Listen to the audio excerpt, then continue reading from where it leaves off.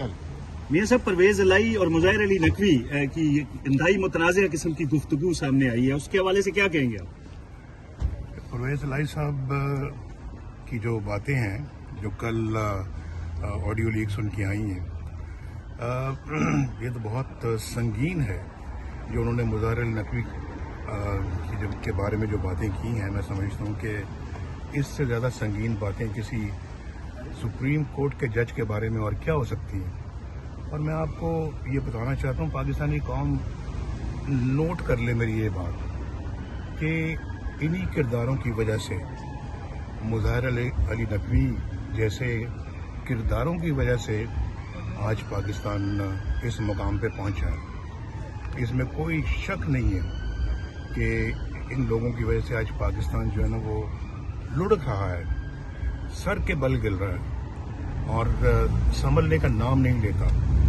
تو میں تو سمجھتا ہوں کہ یہ بہت ہی افسوسناک ہے، بہت سنگین ہے، اور اس کا ہر طریقے سے بھرپور نوٹس لیا جانا چاہیے.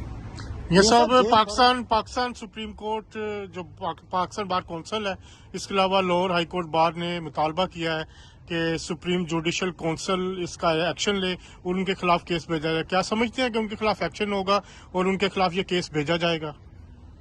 ضرور بھیجنا چاہیے جی، یہ کوئی پوچھنے والا سوال ہے. اور جو انہوں نے کیا ہے، اگر یہ بھی نہیں کرنا کہ سپریم جوڈیشل کونسل میں ان کا کیس نہیں بھیجنا تو پھر کیا کرنا ہے؟ اگر ان کا نام نہیں بھیجنا تو میرا نام بھیج دیں. یہ بھی میرے تے بات ہے. اس کا الزام بھی مجھ پہ دھر دیں آپ. اتنے پہلے آپ نے مجھ پہ الزامات لگائے ہیں، تو ایک نیا بھی الزام اگر لگ جائے گا تو کیا فرق پڑتا ہے؟ آپ نے جعلی کیسز میرے اوپر ڈالے، اور مجھے اس گینگ آف 5 نے، جو پاکستان کی تباہی کا ذمہ دار ہے، یہ گینگ آف 5، اس گینگ آف 5 نے میرے ساتھ یہ سلوک کیا اور ملک کے ساتھ یہ سلوک کیا. اور میں یہ سمجھتا ہوں کہ انہی کی وجہ سے، انہی کے کرداروں کی وجہ سے آج پاکستان کے اندر جو ہے نا وہ حالات اتنے مخدوش ہیں، جیسے میں نے ابھی کہا کہ سنبھلنے میں نہیں آ رہے، اور جس کی وجہ سے آج عام آدمی کا جینا مشکل ہو گیا ہے. یعنی پاکستان کے معاشی حالات قابو میں نہیں آ رہے، پاکستان کے اندر بجلی قابو میں نہیں آ رہی، پاکستان کے اندر آج روٹی قابو میں نہیں آ رہی، آج پاکستان میں دالیں، سبزیاں قابو میں نہیں آ رہی.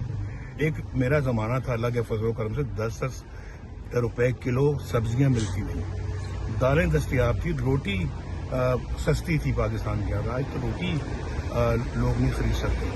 اور یہ اسی کا تسلسل ہے جو عمران خان کے زمانے سے حالات چل رہے ہیں. یہ کوئی آج میں سمجھتا ہوں کہ یہ پچھلے دنوں یہ بات کی گئی تھی کہ میرے 4 سالوں کا موازنہ اور مقابلہ عمران خان کے 4 سالوں کے ساتھ کیا جائے، یا اس کے 4 سالوں کا موازنہ میرے ان 4 سالوں کے ساتھ کیا جائے.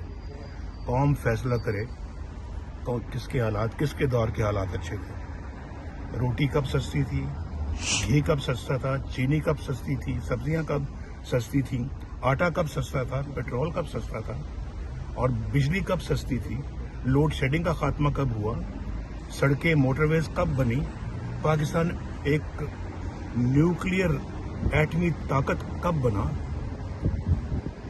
جواب قوم کو مل جائے گا. تو میرا خیال ہے کہ جواب ڈھونڈنا کوئی مشکل نہیں ہے. اگر آج بھی ہم نے جو ہے نا وہ احتساب نہ کیا ان لوگوں کا جنہوں نے پاکستان کی تباہی میں بھرپور کردار ادا کیا، اللہ نہ کرے کہ پاکستان تباہ ہو، لیکن اس میں کسر کوئی نہیں چھوڑی انہوں نے، تو میں سمجھتا ہوں کہ یہ بہت بڑی ناانصافی ہوگی. میں قوم کو بالکل یہ بات واضح طور پہ کہنا چاہتا ہوں، یہ نچوڑ ہے میری ساری اپنا جو ہے وہ تجربے کا، کہ ایسے کرداروں کو کبھی معاف نہیں کرنا چاہیے. اور جو وہ 5 کردار جو ہیں جنہوں نے پاکستان کو یہاں تک پہنچایا ہے، ان کو بھی معافی نہیں ملنی چاہیے. میاں صاحب کیا یہ کوئی میرا ذاتی ایجنڈا نہیں ہے، قومی ہے. قوم کے ساتھ ظلم و زیادتی ہوئی، میرے ساتھ نہیں. اور وہ 5 کردار پوری قوم کے سامنے ہے.